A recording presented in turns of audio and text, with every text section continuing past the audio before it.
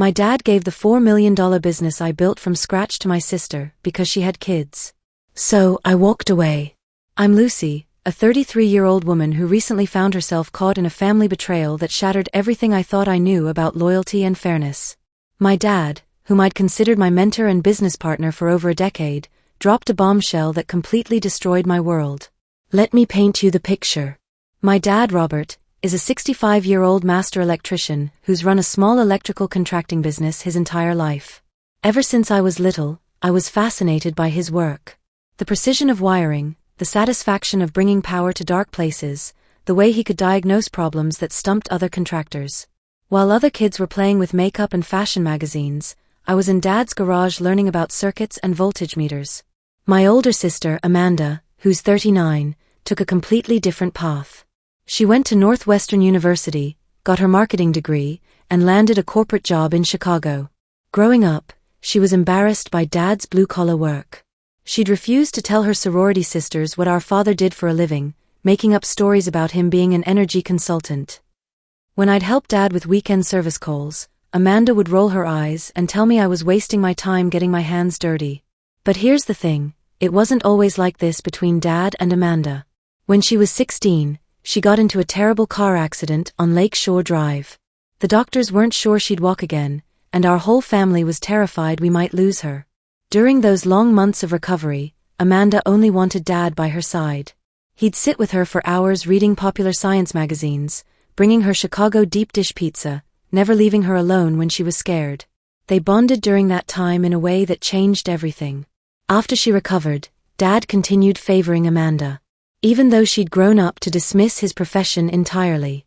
It didn't matter that she'd make snide comments about his work boots or suggest he should upgrade to an office job. He still treated her like she hung the moon. I noticed this favoritism early on, and honestly, it hurt. There was this one time in high school when I made it to the state championship for my robotics team. I was so proud. Our school hadn't had a state qualifier in over 15 years. When I told my parents, Mom hugged me tight while Dad smiled and said, "That's great, sweetheart." I mentioned how the competition was on Saturday and parents were invited to watch. Mom worked double shifts at Northwestern Memorial Hospital, so I looked hopefully at Dad. But he hesitated, glancing at Mom, who asked if he could be there for me. Dad cleared his throat and said he'd promised to take Amanda shopping for her job interview outfits in downtown Chicago. Mom looked annoyed and told him shopping could wait. This was important. Dad nodded reluctantly. The night before the competition, Mom reminded Dad about it over dinner at Portillo's. That's when Amanda piped up, asking if Dad was really going to abandon their shopping trip. She went on about how this was her future, how she needed the perfect blazer to make a good impression at Deloitte, and how she'd been looking forward to their father-daughter time at Michigan Avenue. Dad's resolve crumbled instantly.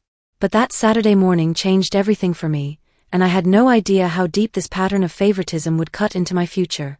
The day of the robotics competition, I reminded Dad one more time before leaving for school. He assured me he'd be there, that I shouldn't worry. Our team had worked for months perfecting our robots' programming, and I was the lead engineer. But as I stood on that stage presenting our design to the judges, I scanned the audience desperately looking for his face. He never showed up. I texted Mom saying Dad wasn't there. She called immediately, concerned something had happened to him. When I got home to our house in Naperville, I walked into the middle of a screaming match between my parents.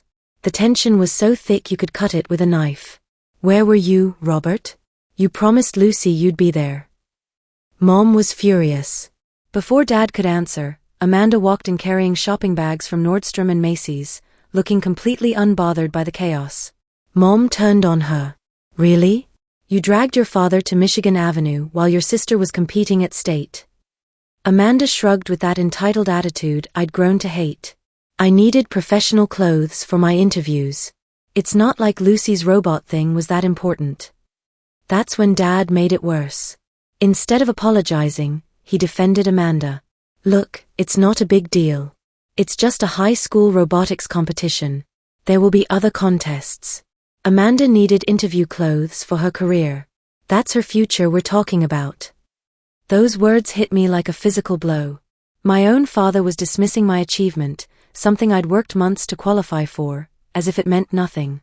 The casual way he brushed aside one of the proudest moments of my life left me speechless.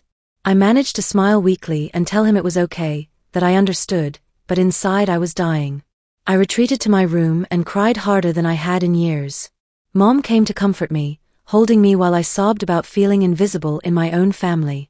"Your dad messed up," she said softly. "But your achievement is real, and I'm so proud of you. Sometimes people make mistakes, but that doesn't diminish what you've accomplished." This pattern repeated throughout my life. Dad would make efforts to treat us equally after Mom confronted him, but he'd always slide back into favoring Amanda.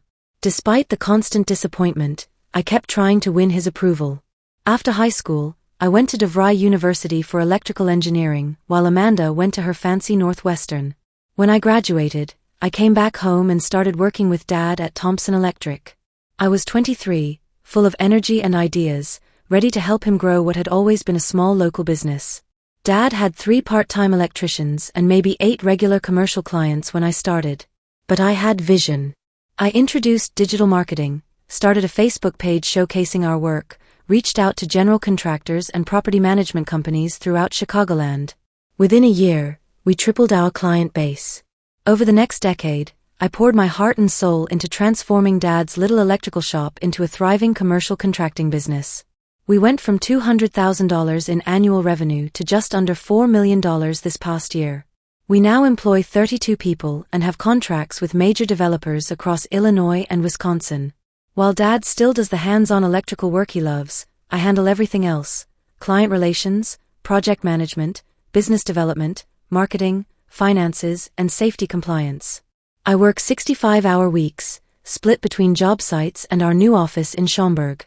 This business became my baby, my life's work, my future. But I had no idea that everything I was building was about to be ripped away from me. Last year, everything changed when Dad filed for divorce from Mom. They'd been arguing more and more over the years, and their 38-year marriage finally reached its breaking point. Mom had grown tired of Dad's favoritism toward Amanda and his inability to see how it affected our family dynamic. It was devastating for all of us, but honestly, I wasn't completely surprised. What did surprise me was how quickly Dad started dating after the divorce was finalized in Cook County Court. He went through a series of relationships with women young enough to be his daughters. Each one seemed more concerned with his newfound wealth than anything else. There was Tiffany, the 29-year-old bartender from Rush Street. Then Amber, the personal trainer from Lincoln Park. Each relationship lasted about 3 months before they realized that dating a 65-year-old electrician, wealthy or not, wasn't the lifestyle upgrade they'd imagined. 5 months ago, Dad called both Amanda and me for what he said was an important family dinner. We gathered at his new condo in downtown Chicago, a sleek modern place in River North that was nothing like the cozy ranch house in Naperville we'd grown up in. The atmosphere was tense from the moment we sat down. Dad cleared his throat and announced, "I have something important to tell you both. Crystal and I got married last weekend in Vegas." Amanda and I exchanged shocked looks. Crystal, his latest girlfriend, was only 30 years old, just 3 years younger than me. She was a former Instagram influencer who'd been charming Dad for the past 6 months with her talk of living your best life and deserving luxury. "You got married without inviting us?" I asked, trying to process this news. Dad looked defensive. "We wanted something small and intimate. You know how Crystal is about big crowds and family drama." I knew exactly how Crystal was. She was calculating and manipulative, but Dad was too smitten to see it. She'd smile sweetly while making passive-aggressive comments about how some people were too focused on work and not enough on enjoying life. But that wasn't the worst part of his announcement. "I've also been thinking about succession planning for the business," Dad continued, his tone becoming more serious. "I've made some decisions about the future." My heart started racing. After 10 years of building this company together, this was the moment I'd been waiting for. I expected him to discuss transitioning more responsibility to me, maybe even making me a partner. I'd earned it. I'd built this company from the ground up alongside him. Instead, he delivered the blow that would change everything. "Lucy, I've decided that since you're not married and don't have children, you won't be inheriting the business. I'm giving it entirely to Amanda." The room spun around me. I couldn't breathe. "What?" I managed to whisper. "This couldn't be happening." Not after everything I'd sacrificed, everything I'd built. Not after 10 years of 65-hour weeks, missed vacations, and putting the business before everything else in my life. The betrayal was just beginning. Amanda has a family, Dad continued, his voice matter-of-fact, as if he were discussing the weather. Her husband Kevin and their 2 kids, little Emma and Jake. They need the financial security. She can take the business to new heights with her corporate marketing background. I stared at him in disbelief. Dad, I built this business with you. I've dedicated my entire adult life to it. How can you just? You can continue working in your current position under Amanda's management, he interrupted. But the ownership goes to your sister. That's final. I turned to Amanda, desperately hoping she'd speak up for me, show some sisterly loyalty. Instead, she sat there silently, avoiding my eyes. She was actually going to let this happen. My own sister, who hadn't stepped foot in our office in 5 years, was going to inherit the company I'd built with my own hands. This isn't fair, I said, my voice breaking. I've given everything to this business. What about my future, my dreams? Dad's response was cold and final. Life isn't always fair, Lucy. Family comes first, and Amanda has a family to provide for. You're young, you're smart, you can build something else if you want to. The betrayal cut deeper than any physical wound could have.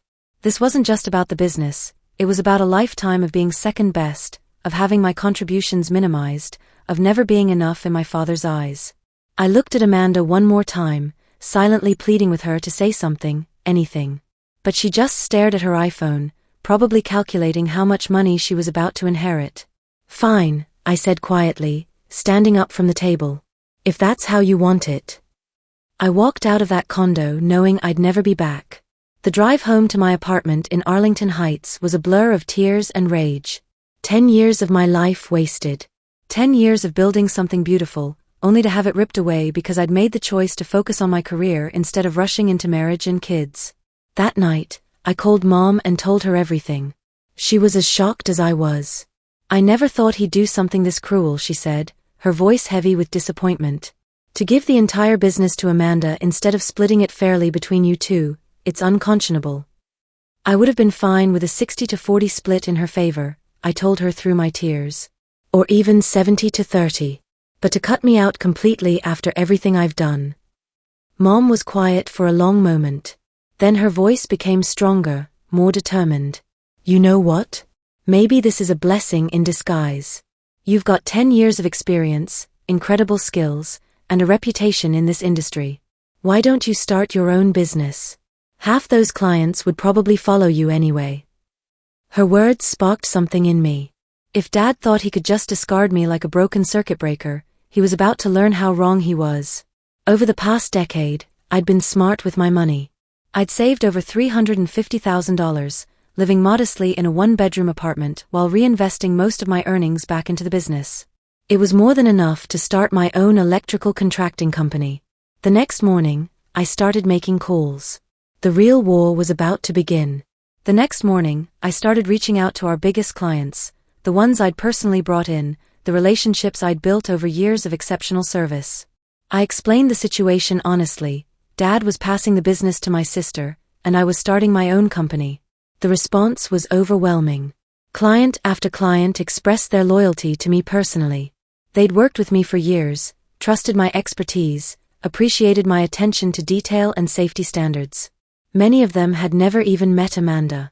We work with you, not your father, said Patricia Coleman from Coleman Property Management, who'd been contracting with us for 6 years. If you're starting your own business, we're following you. Within a week, I had commitments from 70% of our client base. These weren't just customers, they were people who'd become friends, who trusted me with their most important electrical projects, who knew I'd always deliver safe, code-compliant work on time and under budget. Word spread quickly through Chicago's electrical contracting community. Several of our most talented electricians approached me privately, expressing interest in jumping ship. They'd seen the writing on the wall.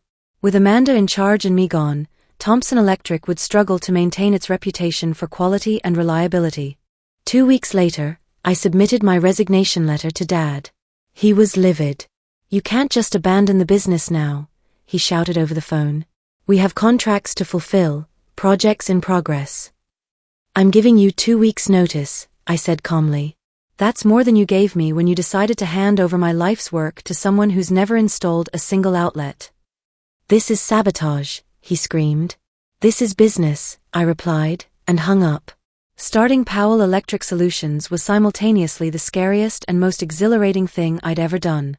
I found a perfect warehouse space in Elk Grove Village, complete with office space, a parts room, and parking for our service trucks. The lease was reasonable, and the location provided easy access to both Chicago and the suburbs. My first few weeks were a whirlwind of activity. I hired 4 of Dad's best electricians who decided to make the jump with me. Carlos Martinez, who'd been with Thompson Electric for 7 years, became my lead foreman. Jake Williams, a master electrician with incredible troubleshooting skills, brought his expertise in commercial systems. Sarah Chun, a young but incredibly talented apprentice, rounded out our core team along with veteran electrician Mike O'Brien. The clients who'd committed to following me were true to their word. Within a month, I had enough contracts to keep us busy for 4 months straight. My phone was ringing constantly with new inquiries. Word of mouth in the electrical contracting world travels fast, and my reputation for quality work and safety compliance preceded me. Meanwhile, I heard through industry contacts that Thompson Electric was struggling. Amanda had moved back from Chicago with her family, expecting to walk into a thriving company, but she knew nothing about electrical work, nothing about managing tradesmen, nothing about the complex web of relationships that kept clients coming back. Mom would give me updates when I called her. Your sister's been complaining that the remaining clients are demanding to work with you specifically, she told me one evening.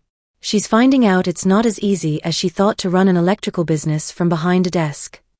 I didn't take any pleasure in their struggles, but I felt vindicated. This business wasn't just about money, it was about expertise, relationships, and trust. You can't just inherit those things, especially not in a field where people's safety depends on your knowledge and competence. But the real test was yet to come. 3 months into my new venture, I was not only surviving but thriving. We'd completed several major projects that had our clients praising our work on Google reviews. I'd landed a contract with a major hotel chain to handle all their electrical maintenance across the Midwest. My LinkedIn profile was getting attention from property managers and general contractors from 3 states away. The most satisfying part wasn't the financial success, it was the creative freedom. For the first time in years, I was bidding on projects that truly excited me, pushing the boundaries of what was possible with smart building technology and energy-efficient systems. Without Dad's conservative approach holding me back, I was designing electrical systems that were both functional and innovative. One evening, as I was finishing up a particularly complex control panel installation at a new medical facility, my phone buzzed with a text from an unknown number. It was from Dad. "Lucy, we need to talk. The business is in trouble, and I think we can work something out. Can you come over for dinner this weekend?" I stared at the message for a long time. Part of me wanted to ignore it, to let them figure out their own problems. But another part of me, the part that still remembered working alongside Dad on weekend service calls, learning from him, sharing the satisfaction of solving complex electrical problems, wanted to hear what he had to say. Against my better judgment, I agreed to meet with him. Walking into Dad's condo that Saturday evening felt like stepping into a trap. The moment I saw Amanda sitting at the dining table, I knew this wasn't going to be the heartfelt apology I'd secretly hoped for. Dad looked older than I remembered, stressed and worn down. Amanda looked frustrated and defensive. Crystal was nowhere to be seen. Apparently, she'd already moved on to her next target. "I'm glad you came," Dad began, his voice careful and measured. "I've been thinking a lot about what happened between us, and I want to find a way to move forward." I raised an eyebrow, waiting for him to continue. "The business is struggling without you," he admitted reluctantly. "We've lost more clients than we anticipated, and the ones who stayed are asking for you specifically. I think we can work out an arrangement." Here it comes, I thought. The real reason for this dinner. "I'm willing to forgive what happened," Dad continued. "If you come back to the business, we can put this whole mess behind us and get back to building something great together." I couldn't believe what I was hearing. "Forgive what happened? You mean forgive you for stealing my life's work?" Amanda jumped in, her voice sharp and accusatory. "You took our clients, Lucy. You sabotaged the business out of spite. I didn't take anything, I shot back. Those clients chose to work with me because I'm the one who built relationships with them over 10 years. You're welcome to try to win them back if you think your marketing degree taught you how to install a 400 amp service panel. The confrontation was about to reach its peak, and I was done being the family doormat. Dad held up his hand, trying to regain control of the conversation. Look, I don't want to see Thompson Electric fail. It's been my life's work, and now it's funding my retirement. Crystal left me when the money got tight, and I just want to enjoy what's left of my golden years in peace. There it was, the real motivation. This wasn't about family or forgiveness. It was about money. Dad had gotten used to the comfortable lifestyle that my hard work had provided, and now that it was slipping away, he wanted me to come crawling back to save them. So stop being selfish and come back to work for your sister, Dad continued, his tone becoming more demanding. We can all benefit from this arrangement. Amanda will handle the business side, and you can go back to doing what you do best, the technical work. The audacity of it took my breath away. After everything they'd put me through, they wanted me to crawl back and save them from the consequences of their own actions. They wanted me to give up my thriving business, my independence, my self-respect, to work as an employee in the company I'd built. I stood up, my decision crystal clear. I'm done with this conversation, I said firmly. I'm done with all of you. Lucy, wait, Dad started. No, I said, cutting him off. I built my own business from nothing once. I'm doing just fine without you, but I won't be manipulated into saving yours. I walked out of that condo for the second and final time, knowing I'd never look back. The months that followed were a blur of growth and success. Word of my confrontation with Dad and Amanda spread through Chicago's contracting community, and surprisingly, it generated even more business. People respected the fact that I'd stood up for myself and built something new rather than accepting unfair treatment. Powell Electric Solutions exploded. We moved to a larger facility in Schaumburg, hired 15 more employees, and had a waiting list stretching 10 months out. I was featured in Electrical Contractor magazine and Building Services Management Quarterly. The hotel chain contract led to 4 more major commercial accounts, including a partnership with a major hospital system. But the personal victory was even sweeter. I'd started dating again, something I'd neglected during my years of focusing solely on the business. I met David Parker, a mechanical engineer who understood and appreciated my passion for the trade. We'd been together for 9 months, and I was happier than I'd been in years. Meanwhile, Thompson Electric continued to deteriorate. Mom kept me updated on the situation, though I'd asked her not to feel obligated to do so. They had to let go of 8 employees last month, she told me during one of our weekly calls. Amanda's been trying to manage everything, but she's completely out of her depth. She's talking about selling what's left of the business to Werner Electric.